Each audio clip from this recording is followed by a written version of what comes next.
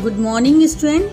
Today in this class we are going to listen a story about a poor boy who walks all the way to London with the hope of getting a job and food. Name of the story is Oliver Walks to London by Charles Dickens.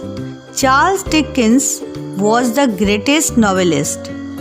Besides novelist, he was a journalist, illustrator and social commentator. His full name was Charles John Huffam Dickens.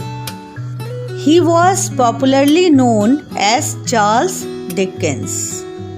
He had written 15 novels, out of which 14 novels are completed and one novel is incomplete.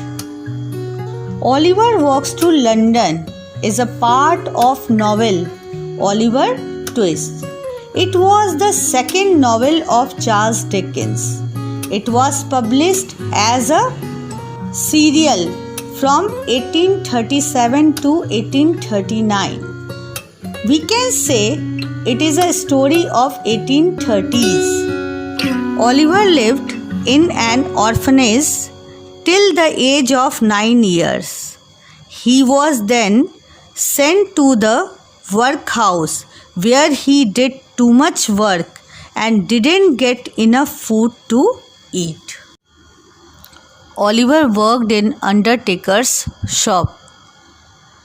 One day he ran from the undertaker's shop as fast as he could. After he had gone more than 5 miles, he sat down to have a rest. He didn't know where to go.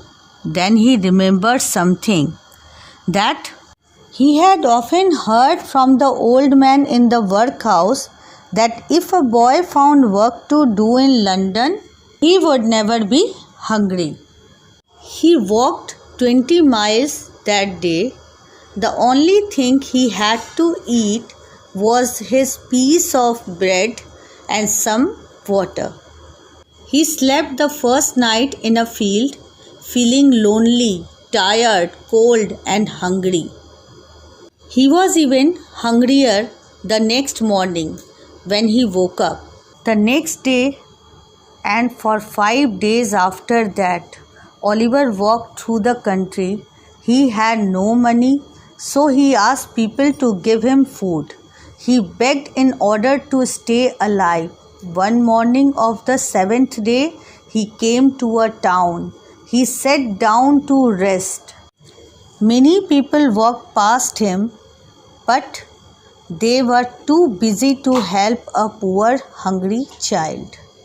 Then he noticed that a boy who had passed him a few minutes before had returned and was looking at him. He was about the same age as Oliver. He walked up to Oliver and said, "Hello, what's the matter?" The boy was about Oliver's age, but was one of the strangest looking people he had ever seen. He had a dirty, ordinary boy's face and behaved as if he were an adult. He was short for his age and had little, sharp, ugly eyes. He wore a man's clothes, which reached about down to his feet. "I am very hungry and tired," replied Oliver with tears in his eyes. "Are you going to London?" he asked him finally. Oliver replied in affirmative. "I am going to London too," said the boy. "If you like, I will take you with me.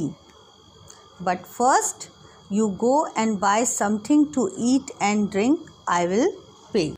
And his new friend urged him to satisfy his hunger. He again said, "I know a very nice old gentleman there who will let you live in his place and not even ask you for money.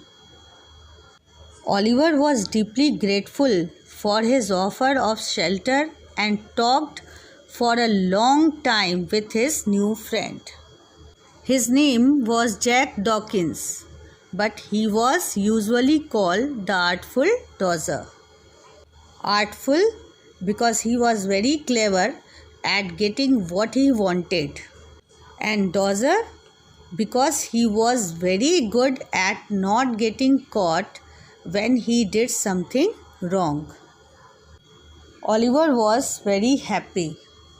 However, he wanted first to meet the kind old gentleman in London who would help him. Then the two boys began to walk towards London. After a while, Oliver noticed that his new friend was leading him through some dark and dirty street.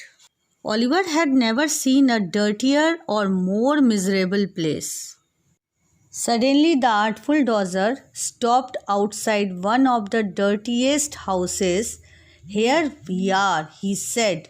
He whistled at the door, pushed it open, and told Oliver to go in. Oliver felt frightened, but he stepped into the house. The Artful Dodger closed the door quickly behind him. They went upstairs into a large room. It was dark. At first, Oliver could see very little. Then he saw that there were some people in the room, an old man and 4 or 5 boys. All the boys looked poor and dirty. They were sitting round a table while the old man was cooking. He had a wicked look on his face. He turned towards Oliver. "Mr. Fagin, this is my friend, Oliver Twist," said the Artful Dodger. Fagin smiled and shook Oliver's hand. Then all the young gentlemen came up to him and shook both his hands very hard. Oliver thought they were very friendly boys. Then Mr. Fagin said, "Supper is ready," and they all sat down to eat. They gave Oliver some food, and the gentleman made a hot drink for him. The drink made him feel sleepy.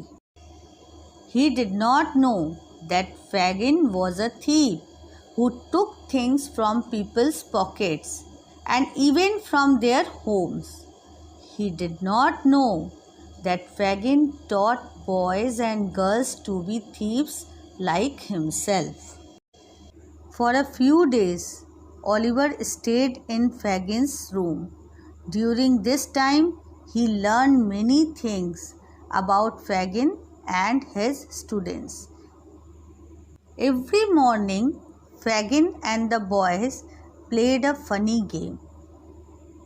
He filled his pockets with different things such as watches and handkerchiefs and then pretended to look out of the window. The boys crept up to him and tried to take the things out of his pockets. He could not realize that the game was a sort of training for the work they were expected to do later for Mr. Fagin. At last, the morning came when Oliver was allowed to go out to work with the 2 other boys. He went out with the Dodger and Charlie Bates. Oliver still didn't know that their work was stealing. He walked happily between the boys. Soon he noticed that his friends were doing some strange thing. When they passed shops selling fruits, they quickly took some of the fruits and put it into their pockets. Oliver didn't like it. Suddenly, the boys stopped walking.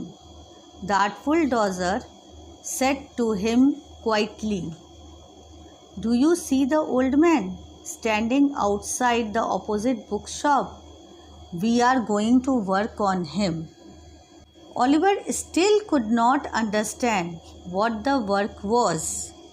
He followed the boys across the road. They went up close to the old gentleman. He was reading a book and did not see them.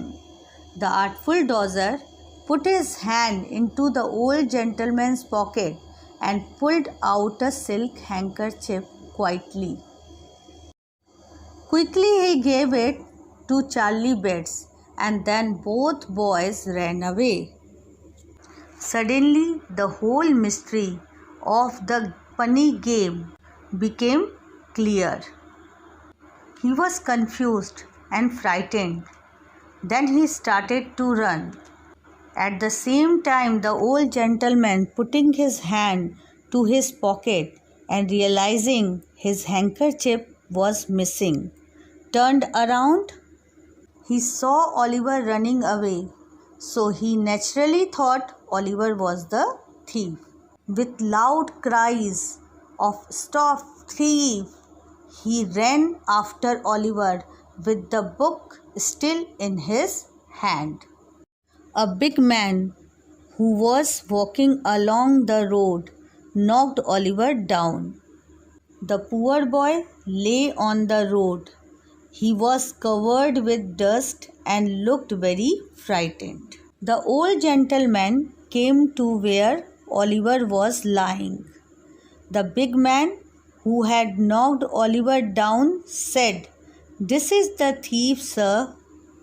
At that moment, a policeman arrived, and he shook Oliver hard and told him to get up. Oliver could only say, "It wasn't me, sir.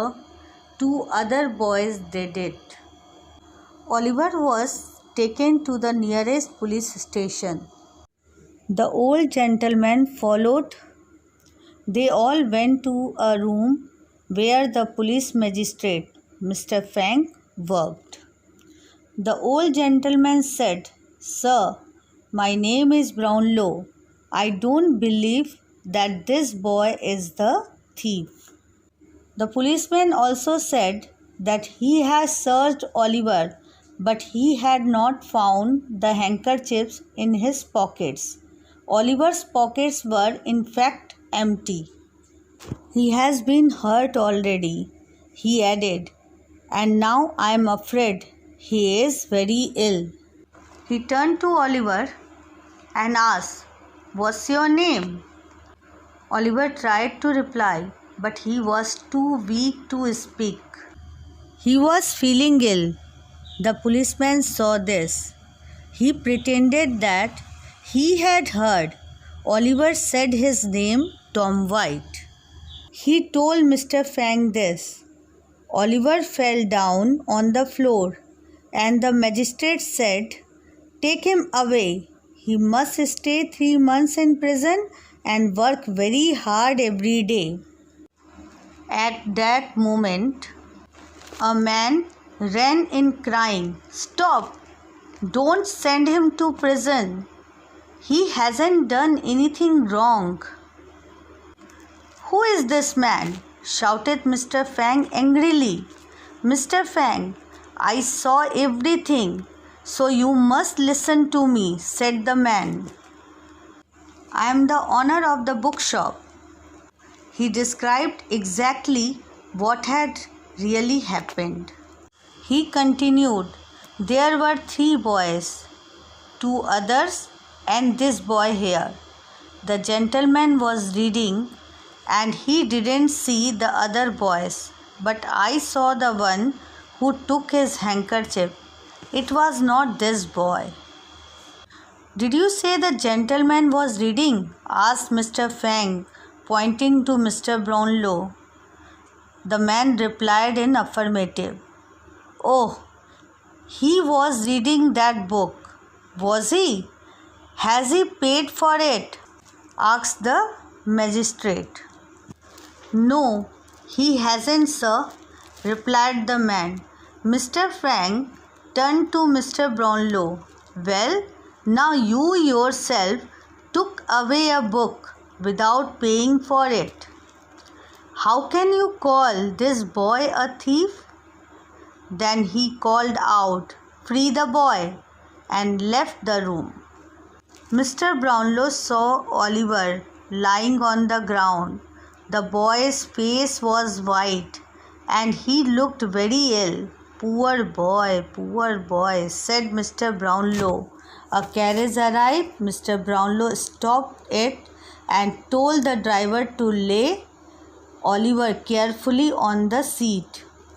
And they drove to Mr. Brownlow's house. And from here, Oliver's life changes.